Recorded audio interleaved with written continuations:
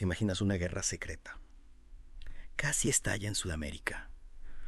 Una historia que involucra una victoria en la Copa del Mundo, una intervención papal y una rivalidad histórica entre Argentina y Chile. Hoy nos vamos a sumergir en la Operación Soberanía, Wow. el plan argentino para invadir Chile en 1978.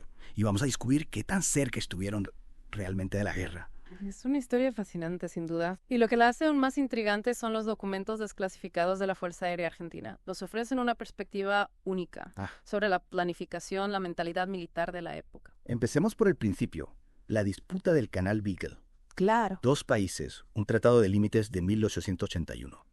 Y dos interpretaciones completamente diferentes sobre la soberanía de las islas Picton Nueva y Lennox. ¿Cómo se convirtió esta disputa en un polvorín a punto de explotar? Bueno, la ambigüedad en los tratados internacionales a veces puede ser como una mecha lenta.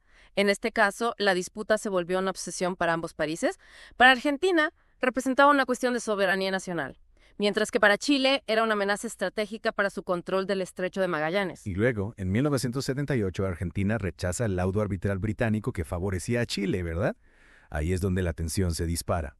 Y la Junta Militar Argentina, liderada por el general Jorge Rafael Videla, comienza a planificar la Operación Soberanía. Exacto. Pero incluso dentro de la Junta Militar no había un consenso absoluto. Videla, el brigadier general Orlando Ramón Agosti, jefe de la Fuerza Aérea, eran más cautelosos. En cambio, el almirante Emilio Eduardo Macera, jefe de la Armada, era un halcón Sí. que veía la guerra como inevitable. De hecho, hay una anécdota increíble sobre Macera.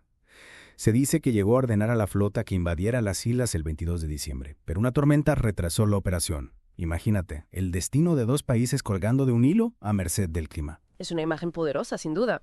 Finalmente, la intervención del Papa Juan Pablo SEDITA logró frenar la guerra, pero por un momento la posibilidad de un conflicto a gran escala fue aterradoramente real. Y ahora, entremos en los detalles de la Operación Soberanía. Estos documentos de la Fuerza Aérea revelan tres planes principales: Kaiken, PCCAI y Halcón, cada uno con objetivos específicos y una complejidad asombrosa. ¿Puedes guiarnos a través de ellos? Claro que sí. Lo que me llama la atención es la minuciosidad de la planificación. Los documentos detallan el despliegue de tropas, la movilización de aviones Douglas A-4 Skyhawk y Mirage Envy Dagger, la ubicación de las bases en Comodoro Rivadavia, San Julián y Río Gallegos. Había planes para cada escenario imaginable. Es decir, no solo se trataba de una idea vaga de invadir, sino que tenían planes concretos y detallados. Los documentos también mencionan la infraestructura necesaria: refugios para aviones, reparación de pistas de aterrizaje, sistemas de comunicación. Es como si estuviéramos viendo una película de guerra en cámara lenta, con todos los preparativos en marcha. Exactamente. Y aquí es donde podemos apreciar la magnitud del esfuerzo logístico. Miles de soldados, cientos de aviones, toneladas de armamento, todo esto en una región remota y con un clima impredecible. Lograr esa movilización habría sido una hazaña titánica. Y hablando de armamento, los documentos también revelan detalles sobre las bombas, cohetes e incluso lanzacohetes que se iban a utilizar. ¿Qué nos dice esto sobre la estrategia militar argentina? Es interesante, porque la Fuerza Aérea no solo confirmó que tenía todo este armamento disponible, sino que incluso le sobraba para futuras misiones. Esto nos da una idea de la seriedad con la que se estaban tomando la posibilidad de una guerra a gran escala. No se estaban preparando para una escaramuza fronteriza, sino para un conflicto prolongado. Y en medio de toda esta planificación militar, también hay indicios de la ansiedad que se vivía en ese momento. Las órdenes de camuflar vehículos, fortificar bases, implementar procedimientos de apagón, todo esto sugiere un temor real a la represalia chilena. No era solo una cuestión de atacar, sino también de defenderse. Por supuesto. Porque una guerra nunca es unilateral. Argentina se estaba preparando para un ataque, pero también tenía que estar lista para defenderse de un contraataque chileno. Y en ese punto las cosas se vuelven aún más complejas. Porque a pesar de toda la planificación, también había debilidades importantes en la capacidad militar argentina. Debilidades, pero se estaban también preparados. ¿En qué fallaban? Exacto. Un análisis de 1983. Unos años después de la Operación Soberanía, reconoció que el ejército argentino estaba en transición de la guerra ideológica a una guerra convencional y que no estaban completamente preparados para un conflicto de montaña en la cordillera de los Andes. Es un detalle crucial porque el terreno y las condiciones climáticas habrían sido un factor determinante en cualquier conflicto con Chile. Entiendo. Es como si hubieran estado tan enfocados en la idea de la guerra, que olvidaron algunos aspectos prácticos de la misma. Y aparte de la falta de preparación para la guerra de montaña, ¿Qué otras debilidades tenían? Bueno, los documentos también revelan problemas logísticos. Por ejemplo, tenían tanques AMX-13, pero no eran adecuados para el terreno montañoso. También había escasez de baterías para radios, pistas de aterrizaje inseguras y refugios de aviones vulnerables a ataques aéreos. En resumen, una serie de deficiencias que podrían haber puesto en peligro toda la operación.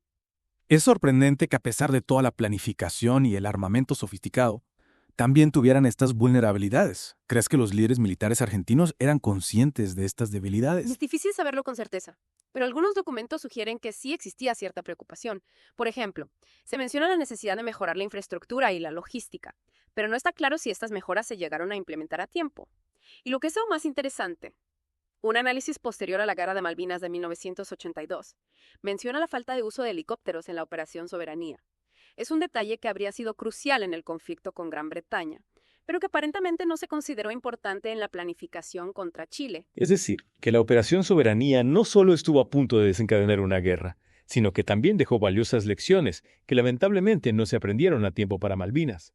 Es como si hubieran tenido la oportunidad de poner a prueba su capacidad militar y detectar sus puntos débiles, pero no supieron aprovecharla. Exactamente. Y eso nos lleva a una pregunta fundamental. ¿Cómo habría sido la historia si la guerra con Chile hubiera estallado en 1978? Es una pregunta hipotética, por supuesto, pero nos puede ayudar a comprender mejor las consecuencias potenciales de la Operación Soberanía. Es una pregunta difícil de responder, pero sin duda las consecuencias habrían sido devastadoras para ambos países.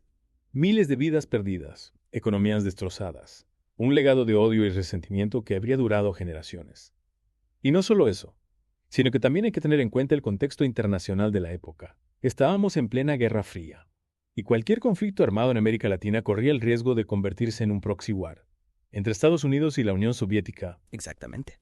La Operación Soberanía no solo puso en riesgo la paz entre Argentina y Chile, sino que también amenazó con desestabilizar toda la región y potencialmente arrastrar a otras potencias al conflicto. Y todo por un puñado de islas en el fin del mundo. Es increíble cómo una disputa territorial aparentemente pequeña puede escalar a un nivel tan peligroso. ¿Crees que la disputa del Beagle era solo una cuestión territorial? ¿O había algo más en juego? Creo que la disputa del Beagle era mucho más que una simple cuestión territorial. Era una cuestión de orgullo nacional, de identidad, de cómo cada país se veía a sí mismo en el contexto regional. Argentina en ese momento estaba gobernada por una junta militar que buscaba afirmar su poder y su legitimidad, y la recuperación de las Islas Malvinas, que consideraban parte integral de su territorio, se convirtió en una obsesión nacionalista. Entiendo. Es decir, que la disputa territorial se mezcló con el contexto político interno de Argentina, con la necesidad de la junta militar de mostrar fortaleza y determinación. Y eso, sin duda, contribuyó a la escalada del conflicto. Exactamente. Y lo que nos enseña este caso es que las disputas territoriales rara vez se resuelven solo con mapas y tratados. Hay que tener en cuenta la historia, la cultura, las emociones que subyacen a esas reivindicaciones. Y sobre todo, hay que aprender de los errores del pasado. Y hablando de aprender del pasado, ¿qué lecciones podemos extraer de la Operación Soberanía? ¿Qué nos dice este episodio sobre la naturaleza de los conflictos internacionales y sobre la importancia de la diplomacia y la búsqueda de soluciones pacíficas? Bueno, creo que la Operación Soberanía nos recuerda que la guerra nunca es una solución y que el diálogo, la diplomacia y la búsqueda de soluciones pacíficas son siempre el mejor camino, en este caso.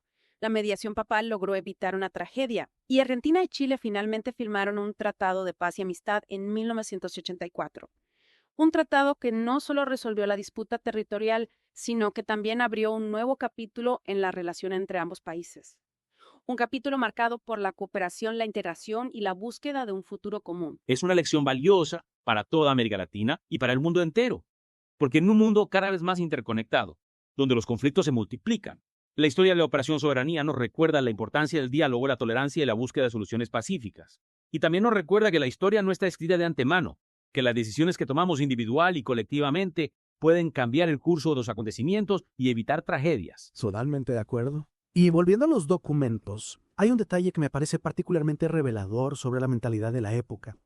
Me refiero a la forma en que se referían a la guerra aniquilar al enemigo, imponer la voluntad argentina. Un lenguaje que refleja una visión muy particular del conflicto.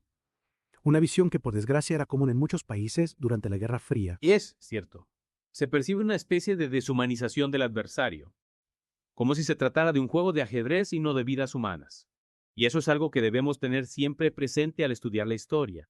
Detrás de los mapas, las estrategias y las estadísticas, Hay personas reales, con familias, sueños y miedos. Exactamente.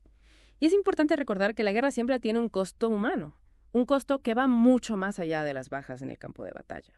Las heridas de la guerra pueden tardar generaciones en sanar y a veces las cicatrices permanecen para siempre. Es fundamental no olvidarlo, esa dimensión humana, no ver la guerra como un simple juego de poder entre estados. Y por eso es tan importante seguir investigando, Sí. que sigamos analizando estos documentos, Claro, que sigamos aprendiendo de los errores del pasado para no repetirlos en el futuro. totalmente de acuerdo. Y no solo eso, sino que también debemos valorar el esfuerzo de quienes trabajan por la paz, por el diálogo, por la reconciliación.